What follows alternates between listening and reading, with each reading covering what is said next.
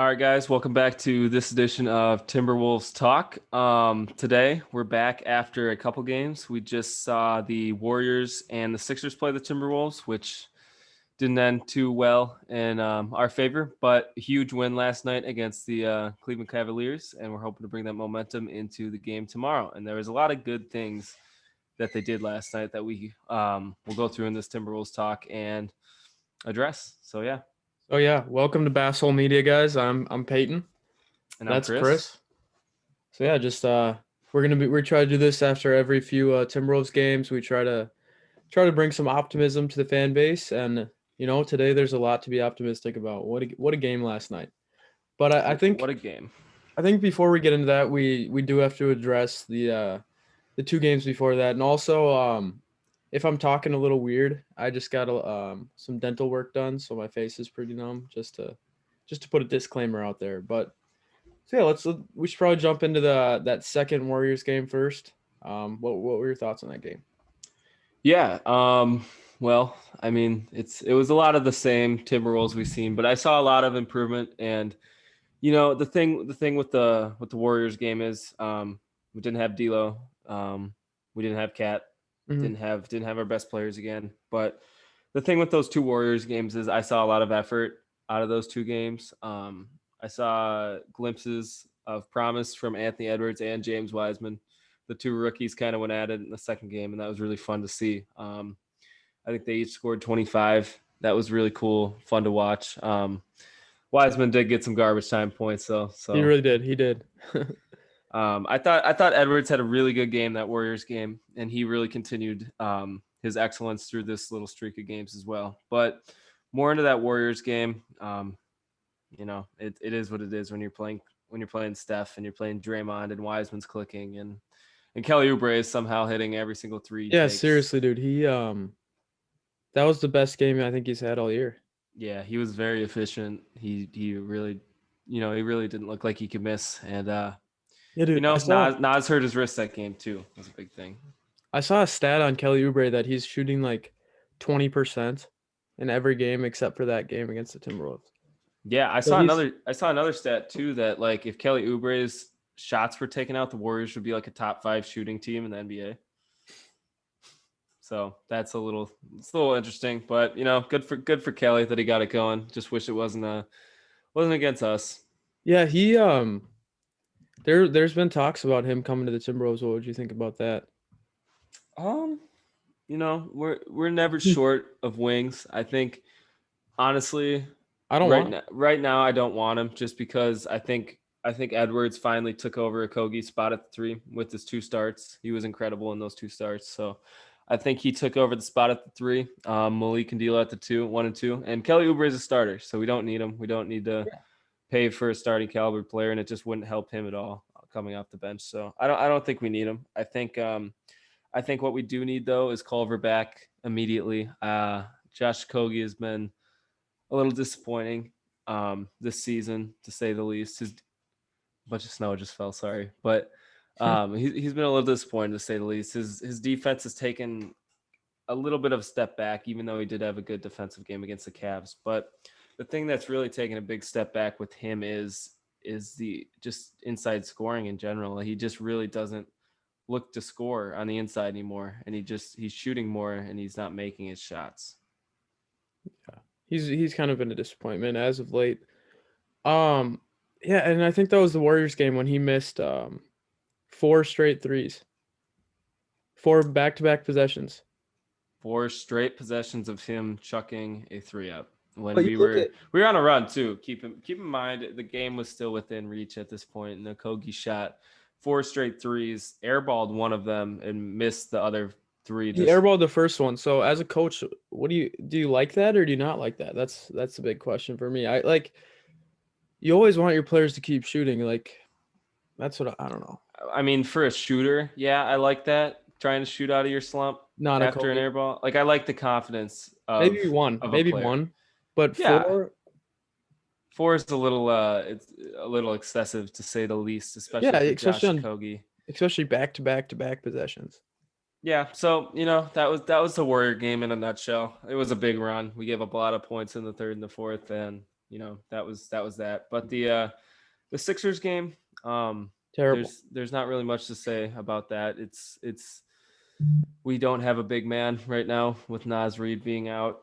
Well, we'll get into that a little bit later. The status report just came out tonight, but Nas Reed was out against the Sixers, and there's not much you can do when you're playing arguably maybe the MVP this year in Oh Joel yeah. Embiid, and he scored about 33 points on us in just the third quarter, and he took it easy in the fourth because I think he sat out most of the fourth. Yeah. So he could have easily dropped 55 on us, probably maybe 60 if it was a close game, possibly.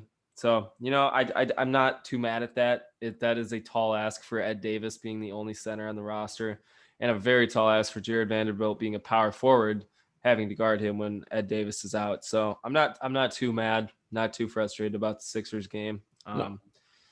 That's a really good team, and we weren't healthy, so I'm not too mad about the Sixers game at all.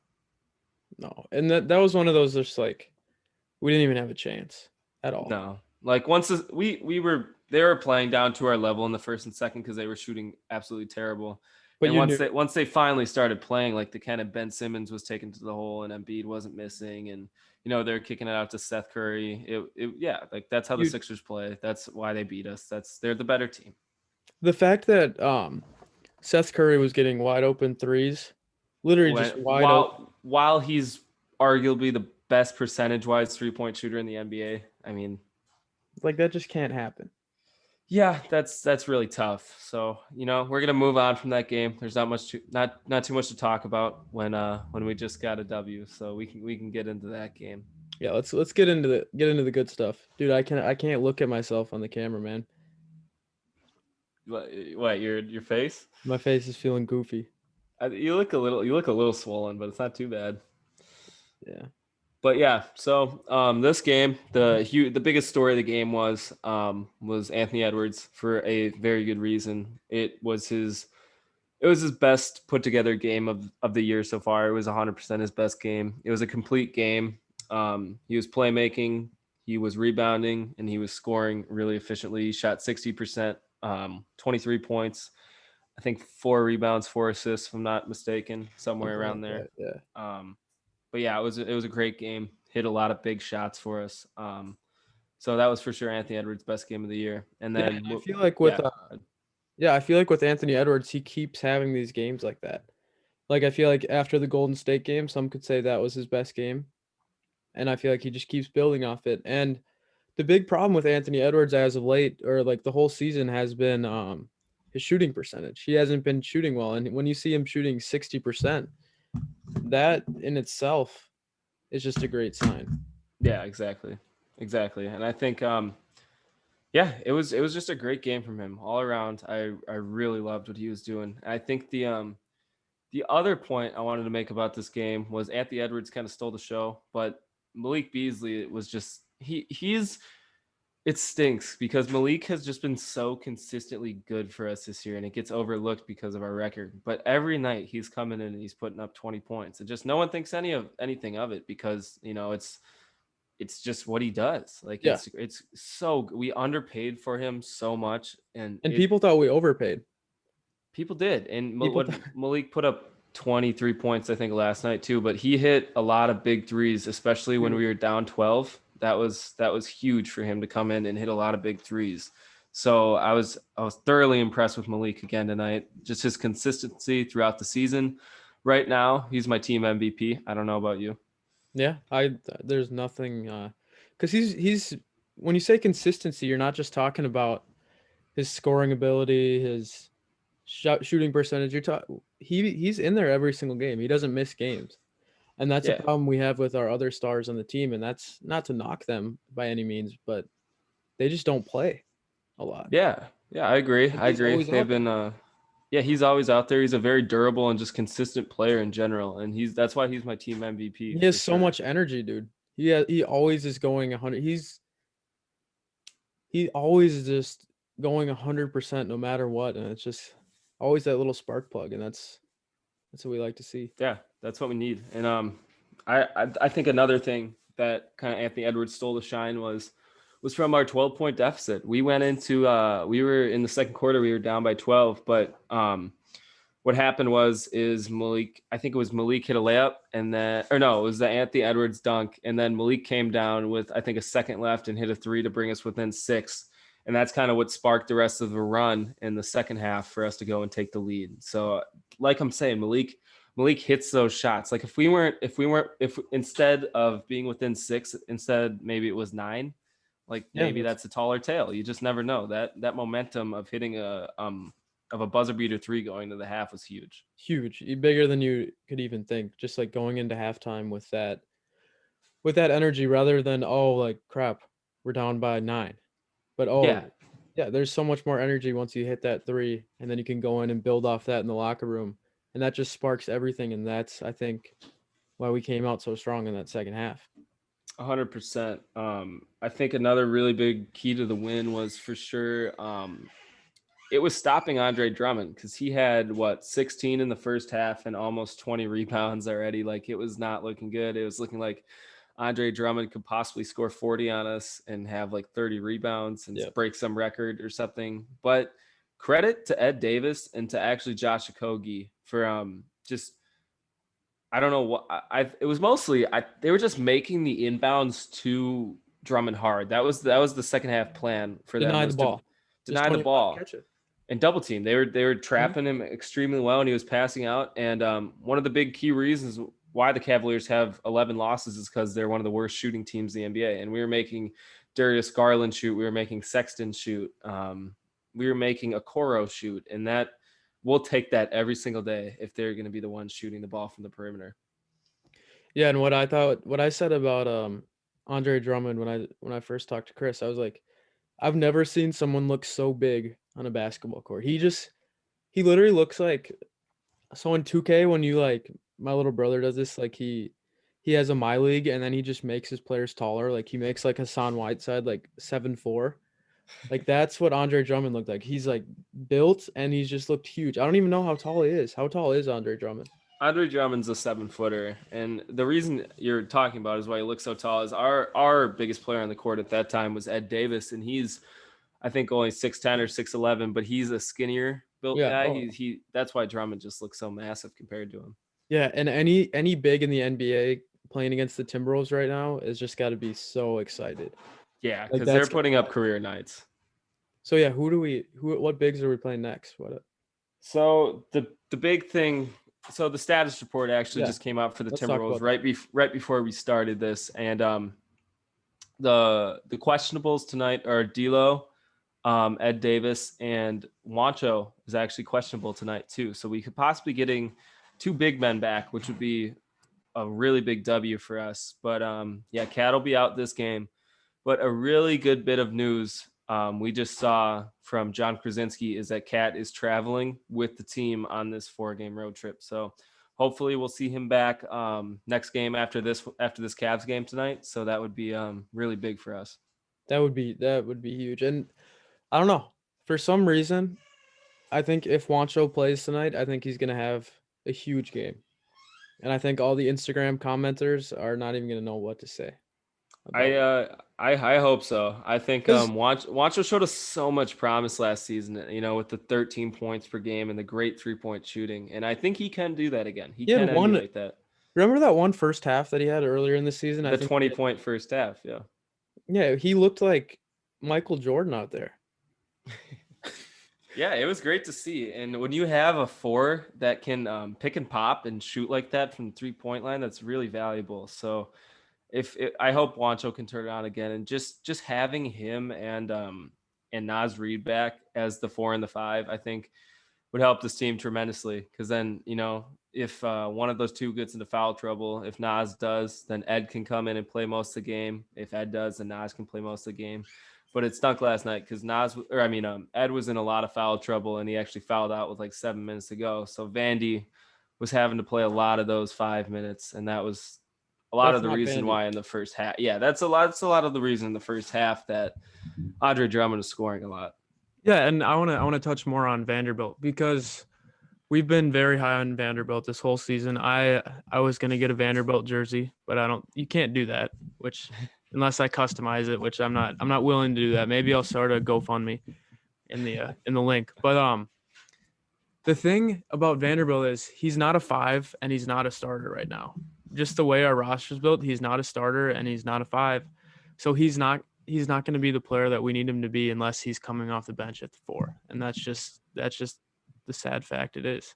And that's not a knock to Vanderbilt No. whatsoever, because we're so high on Vanderbilt, and eventually maybe he is a plug-in at that 4, but he's got to learn to shoot a little bit better. But the reason we love Vanderbilt is so much is because he has the ability to swing games in the opposite direction when something's going bad for us. But the only way he can do that is coming off the bench, because he'll have a lot more energy. He's a high energy player, and when you play him starter minutes, he's not going to be able to make those huge plays that he makes off the bench just because he's playing starter minutes. And when we look at his comparison, Dennis Rodman didn't make a splash in the league for a while. Yeah. I mean, he wasn't an amazing player right out of the gate. It took him a few years. So that's the path we see Vanderbilt going, because we see him finishing his career right along Dennis Rodman in the Hall of Fame. That's what I see. At least I don't know about everyone else. So the Vanderbilt Hall of Fame comparison for Peyton, we'll see how that turns out. But yeah, I think Vanderbilt would be a perfect backup 4, and I'm so glad he made his way into the rotation, because he deserves it for sure. He does. To be the 4. I think him and Nas, once Cat comes back, as the bench 4 and 5, is an incredible bench lineup. I mean, that's great. Our bench is the number 1 bench in the NBA. I don't know if it still is after last night, but during the Sixers game, that graphic came up on the screen that we have the number 1 scoring bench in the NBA. And we've been saying that our bench is so good. Yeah, and it's just our bench is having to play the starting role right now, which is too bad. And they've won some games playing the starting role. So and that's only going to make them better once our guys do come back. Yeah, so like if you see a Rubio, Culver, Okogie, Vanderbilt, Nas bench, I'd be scared of that. Because that was our starting lineup for a while. That's our starting lineup sometimes when everyone's hurt. And then you plug in our starting lineup, which is all coming to fruition after the injuries. Like we said, we think this team is going to make a little second half season run. We think the goal for them is to try to, maybe you don't have to get to 500 at the end of this first half break, but at least get a couple games under 500. And, with these 5 winnable games against, tonight you got the Cavs, who you just beat. And you might have a couple more players playing. Then you got San Antonio Spurs, who are a very beatable team. We've done it, and we choked a game against them. We can do it again. With Cat back, hopefully. With Cat back. And then we got the Thunder twice, which, guys, we should beat the Thunder. There's no excuse not to beat the Thunder. And the struggling Mavericks, who are 8-12. Yeah. I don't see, if we can win 4 out of the 5, that would be incredible. Yeah, if we don't win 4, we have to win 4 out of 5. If we don't, then, and I know I've said this so many times have been like, well, if we don't win this game, then I think it's over. But if we don't win 4 out of the 5, or at least 3 out of the 5, then I don't know what to tell you. It's not looking great, but we just got to try to get it. I think the first goal for them is to try to get to 10 and 15. Mm-hmm. I think once they get to 10 and 15, they have some easier games on the back end of the schedule, playing some Eastern Conference teams like the Raptors and the Hornets, who are both struggling teams. And then you steal 1 or 2, maybe you steal one from the Clippers. Yeah. Maybe somehow you steal one from the Lakers, who have not been playing their best basketball right now. Who knows? If any team can beat any team on a given night, and the Timberwolves show that. And we need to have a game like that here soon. I think we can't be saying, "Oh, we're a playoff team. Oh, we're a playing tournament team," unless we have a few games like that. Because sure, you can be a play-in tournament team, but if you get blown out by the Lakers and the Clippers every single game, it doesn't matter, because that's who you're going to be playing in the first round anyway, if you make it out of that play-in tournament. So, yeah, I agree for sure. Like we said in the last Timberwolves talk, guys, the Jazz are the hottest team in basketball right now. And when we were fully healthy, we beat the Jazz handily. We look like the better team. We dominated most of that game. It's going to be fun to see when we get everyone back and healthy, and Cat doesn't have a wrist brace on anymore, and Nas is healthy, and then D'Lo's playing without his quad contusion, and then Malik and Anthony are just doing what they usually do. Yeah, dude, those guys, I feel like they complement each other so well, just like personality wise, and it's always so funny to see what Anthony Edwards says after the post game interviews. And before I listen to him, I always like to go to like Dane Moore's tweets, and he tries to paraphrase what Anthony Edwards says, and that just cracks me up. It's always so funny just to read the tweet of what Anthony Edwards says in the post game Yeah. interview. They have a little good chemistry going right now with Ant-Man and Malik. It was a cool play to see because I think it was Malik got a steal and he made a really good pass to Anthony Edwards out in transition, and Anthony slammed it in. They had a little connection on that play, high five and stuff, and that was cool to see. So it's just like exciting things like that. Like I think, are we last in the West right now? Yeah, we're last in the West, but like by you see that energy and you're like, okay, like these guys haven't given up, so why would I give up on the Timberwolves right now? And it just, the thing that was really refreshing to see last night is it just looked like they were having fun playing basketball again. And that's honestly, when you're having fun, that's when you're going to win a lot of games. So yeah, 100% agree. Just like it doesn't need to be so serious. Like, yeah, you're in the NBA. Yeah, you need to win these games, but just have a little fun with it. And that's when you start winning and you're having fun. Like that's what we like to see. For sure. So yeah, I loved everything about the Cavs game last night. You know, it was a great comeback, great contributions from a lot of players, and bright things to look ahead to. So, yeah, I mean, we could go into another round of free agent talk, or not free agent talk. We could do trade talk. Yeah, I want to go into the trade talk. So I saw JJ Redick. He's being shopped by the Pelicans. He's having the worst shooting season of his career, by the way. Is that a player that we'd want? Because what we've been talking about is we need a shooter, we need a veteran. And I feel like JJ Redick is the epitome of that. He's literally the exact player that we need. But what would you be willing to give up to get a player like JJ Redick right now in this season? Or would that ruin our chemistry that we have building right now?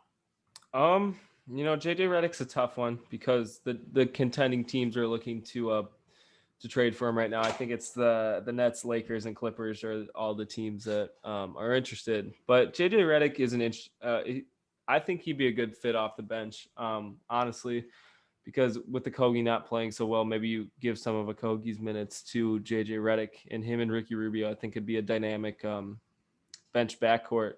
But the issue is with that is the trade value for JJ Redick, because I don't know exactly, but it's seeming like there could be a first round pick offered, a late first round pick, and we can't do that. So I think JJ Redick too, with his contract size, is just, it's unlikely at most. It's not worth it, I don't think. It's not worth it.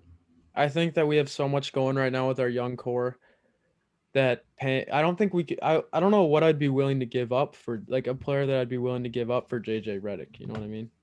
Yeah, I like the chemistry that we're building right now. I think we're on the right track. I don't know. I think if I were to discuss a trade target, it would. That's a tough one. You know, we really did think the 4 was the issue, but now I really want to see what Juancho looks like on his way back from COVID, because it's been 3 weeks. So did he test positive for COVID?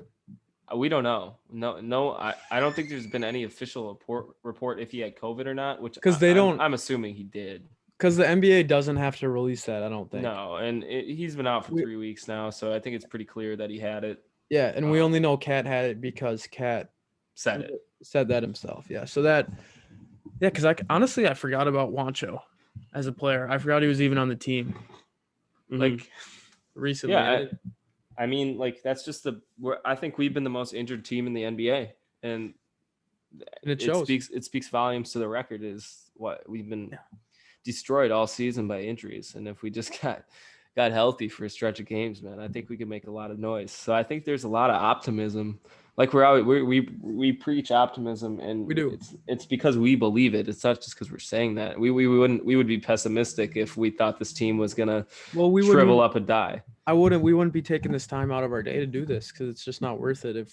If you don't have any hope, why would we be wasting our time Yeah, we think by putting these videos out, the Timberwolves are going to eventually sneak into a playing game or even the eighth seed. That's why we're putting these videos out, is so people can look back and we were right, because Well, I mean, we we've been on we the just we Anthony, went yeah we've been on this Timberwolves train for months now, guys. yeah, we've been on the Anthony Edwards hype train for so long. Like we've never doubted the guy because Everyone just is so quick not to give him any I time can't, or dude, I any can't like. struggles. I get so frustrated about these tweets and about these Instagram like comments and stuff. Like people are just so quick to give up on these players, and it'll go game to game. Like say Anthony Edwards plays like shit tonight. I guarantee the same people that were saying like, "Oh yeah, Ant's special," are going to be commenting like LaMelo's better, or Yeah. like And like we said, like we that's just love annoying. LaMelo too. Like we love this whole rookie class, and Yeah, this just goes to show that we spent a lot of time on this rookie class because everyone was saying this is going to be the worst rookie class ever.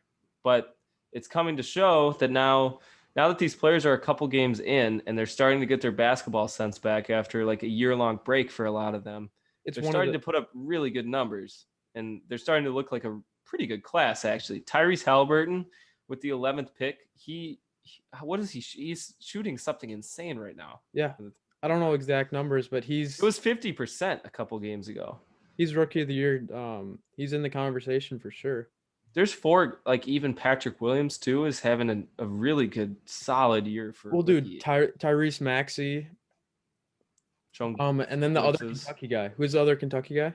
Emmanuel quickly on the New York Knicks is having a great season as well. He might be the future point guard for the Knicks, and you just never know. That's why this class is so interesting. It's because we're gonna see the effects that this class has in the NBA in about 2 years, Yep. and there's gonna be I think around four-ish All Stars. Oh, for sure, dude. And Anthony Edwards is going to be one of them, and Yeah, that's a fact. Anthony Edwards will be an all-star. And if you watch those highlights from last night's game and you can think anything differently, I just don't know where your basketball IQ is because he looked like Dwayne Wade at some points.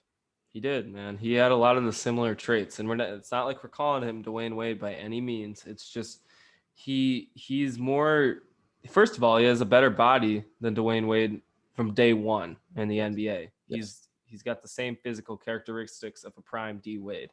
Second of all, his 3-point jumper looks like it's going to be better than Dwayne Wade's Oh, ever already was. is. Yeah. Yeah. And Dwayne Wade obviously was amazing because of his athleticism and his defense, his mid-range scoring. But let's give Ant a little time. Let's see if he can emulate some of that. Yeah, I'm 100% with you there. And yeah, it's the Kentucky guys like the Quickly and the Tyrese Maxey, like they just always sneak out of nowhere. Like they were not that impactful at Kentucky in their 1 year, but now they're just showing like, oh yeah, they are that 5-star prospect that they were going into Kentucky. And speaking of 5-star prospects in high school, let's talk about Big Mac is what we're gonna call him now. We got to get that into Jim Peterson because he never knows what to call him. Yeah, we got to. So there's got to be two names. Jordan McLaughlin is the real J Mac. He's the one Yep. we've always been calling J Mac, and then you got to call Jaden McDaniels Big Mac because Big I Mac. think that's just the perfect game. So if anyone with the Timberwolves PR is watching, somehow like cross this, give this to somebody. Call him Big Mac. Big Mac, yep. Especially with his height, dude.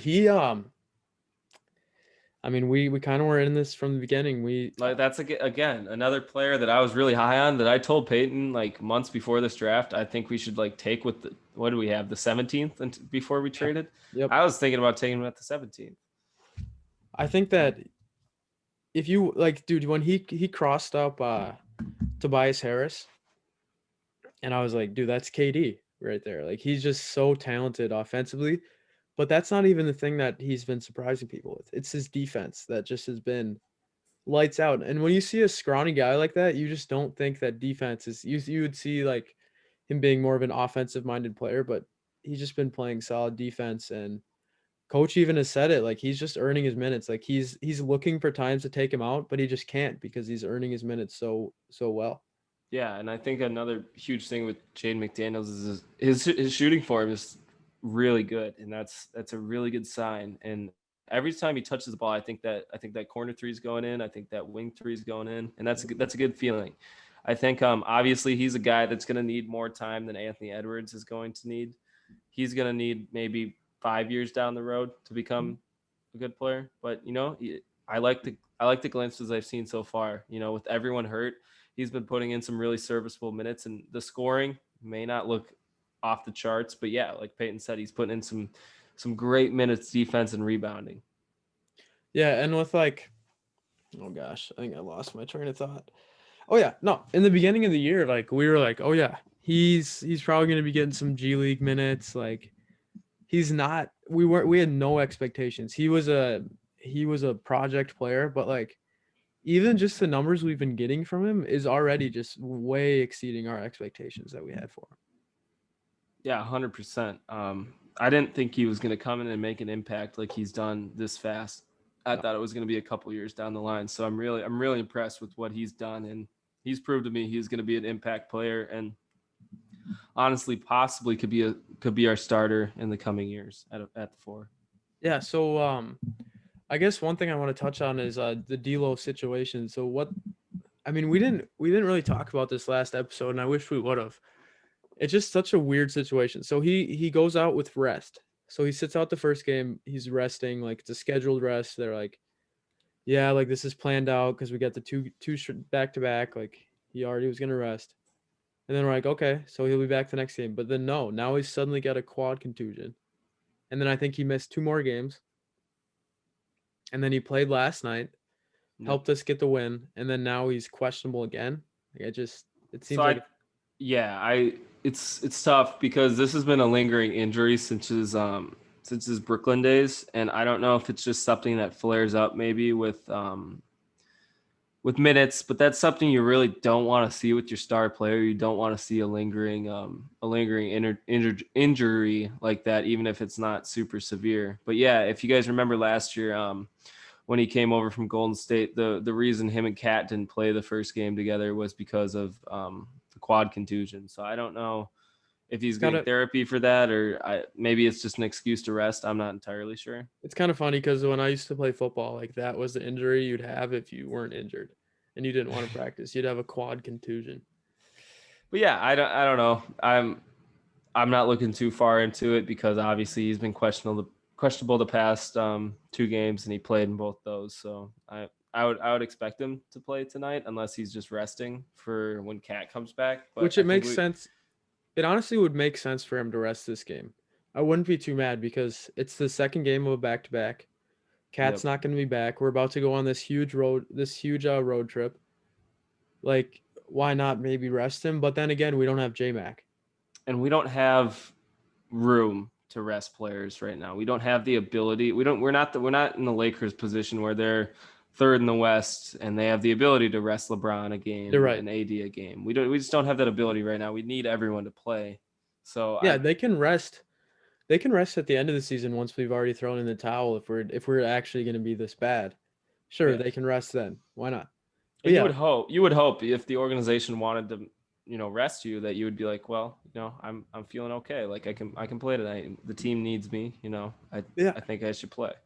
That's what you want in a leader. Like you don't want your leader just like sitting out games just to sit out. You don't see Malik Beasley sitting out games. It's because that dude's got dog in him. I think that's why Anthony Edwards, actually completely different subject, but that's why Anthony Edwards gravitates towards him, is because I think he's got that dog in him and that leadership mentality that he's gonna try to pave the way to show guys how to do it and do it right. And it's really cool to see a 24-year-old stepping up as that kind of guy. And that's kind of the hard part about having D'Angelo Russell, is that I don't see that dog in him. And I agree with you a little bit, but the last few games I've seen him talking on the court, and I've seen him do a lot more. So I've been pleased with him the last couple. I'm just not seeing that ice in the veins that we used to see from D'Angelo Russell. I mean, that if we could see that, I think he just needs maybe just get a haircut, go back to that vintage D'Angelo Russell, and then hit us with the ice in the veins. Mm-hmm. Then I think we saw. I guess a little bit of it last night when I don't know if everyone was watching this exact moment, but in the fourth quarter, D'Lo went on I think it was a 9-0 run by himself. He hit 3 threes in a row, and I'm like, yeah, man, like he's got to be that closer for us. So Yes. I was really happy to see that at the end of the game that he finally came alive that game and turned it on and made those shots because that's what we need him to do. Well, especially now that you're an investor in D'Angelo Russell. Look at that. We're finally picking up the Timberwolves merch, man. Like we have a lot. Yeah, if the Timberwolves are watching this, we have done our fair share of buying from you guys. Yeah, you got to get that the Wiggins sleeved in the back. You got to get that hanging up in the backdrop. Yeah, I'll have to. I'll have to. That was a retro jersey. It really was. So I think we should just close it out with a little preview of tonight's game. Tonight, your Minnesota Timberwolves are playing the Cleveland Cavaliers, and is it in Cleveland or Minnesota? I think it's in Cleveland. It's in Cleveland. It's in Cleveland at 7:00 Central Time.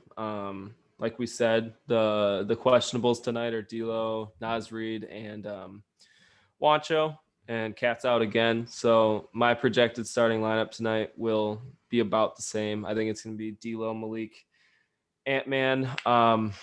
If Juancho's not back, Okogie, and then and if Ed's not back, Ed Davis. But if Naz Reid and Juancho were back, you could see them in the starting lineup, each one of them. If Naz is back, he'll for sure be starting, I think. Yes. But Juancho will for sure play if he's back.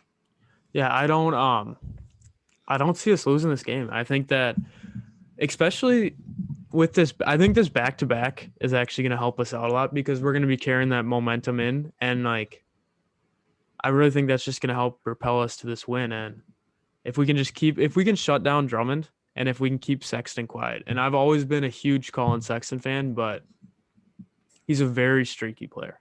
Yeah, like you guys think D'Lo is streaky? Like Colin Sexton is a very streaky player. Like against the Nets, I think he scored 20 straight points. He was double overtime win. Well, as Minnesota fans, we've seen Colin Sexton score. Yeah, he was 3-on-5. He humiliated us. He did humiliate them. He outscored actually the Gophers. Just luckily the Gophers were up by double digits. Otherwise, they would have lost that game to a 3-on-5 Colin Sexton. He owns the Minnesota Gophers basketball team right now, still to this day. So I just don't want to get burnt by Colin Sexton again. And I think that if we win this game and put together our second winning streak of the whole season, I think that'll set us up so perfectly for Cat to come back. And then what do we got? 2 at San Antonio. We got one at San Antonio, which is a very winnable game. They're playing decent this year. They're 11-9, but we can beat winning teams. There's no reason why we can't beat winning teams. Then we got the Thunder for 2 games, which is too much. Like 2, if we don't win both these games, I'm gonna be a little mad. And then we got the struggling Mavericks. So let's take advantage of the Mavericks while they're struggling. And then I think it's the Clippers. Yeah. So who's your player to watch tonight? What one player do you want to dive a little bit deeper into tonight and just you want to see more from them, or just want to see a big game? The player I want everyone to watch tonight is it's actually a player that you're not going to be expecting, but it's Josh Okogie, and there's a reason I want you guys to watch Josh Okogie tonight. It's because I want to see how he helps Ed Davis or Naz Reid in the post game. I want to see how they help each other. So yeah, we'll end it there. But yeah, thanks guys for watching. Watch Josh Okogie tonight. That was very abrupt. Why was that so abrupt? We got a repairman here, so. All right. Well, yeah, guys. So we'll let Chris get out of here. I'll close this off here with Chris. Chris is just in the most awkward situation he's ever been in his whole life. He doesn't even know. All right, Chris is gonna log out. But for me, I want to. Yeah. So what he's saying about Josh Okogie, I mean, if we can figured out how to stop Andre Drummond in the second half of that game, and if we can just carry that into the first and second half of this game, I think that we'll have just so much of a better chance against the Cavs. And I think if we can stop Andre Drummond, we're going to win this game. And for me, the player I want to watch is, Anthony Edwards. I want to see if he can do it consistently. I want to see if he can, hopefully that wasn't just a great game. Hopefully that wasn't just a game that was was a diamond in the rough. Hopefully that he can consistently give us games like that where he's shooting at a high percentage and where he's mostly focused on going to the basket and taking threes. Minimal mid ranges for Anthony Edwards right now. I think that is where I think that's where he's most successful, and I think that's where we're most successful as a team. I want to see D'Lo just keep giving him keep on gosh, can't even talk, man. I just want to see D'Lo keep contributing and hopefully just get back to where he was before that injury and before he rested, because he was playing some great basketball. And if you look at our backcourt with Malik Beasley, Anthony Edwards, and D'Angelo Russell, I know our record might not be there, but that's one of the best backcourts in the whole NBA. And I know that might be up for question, but I truly believe that if we have those three players all playing pretty well, that we have one of the best backcourts in the NBA. And then you add Karl Anthony Towns, and guys, we could be pretty good here. I mean, I don't see us not making it to that play-in game. I think if we don't make it into that play-in game, I think there's going to be a lot of fans that are going to be very upset. And you know what? There always is these upset fans, but I think we just got to stay optimistic. Hopefully, get a big win tonight in Cleveland. And yeah, guys, thanks for watching. Give us a subscribe if you haven't already. I mean, we're trying to put out this content. Sorry, Chris had to leave so abruptly. But I know he would say thanks for watching, and hope you guys have a great rest of your day. Thanks for watching again. See ya.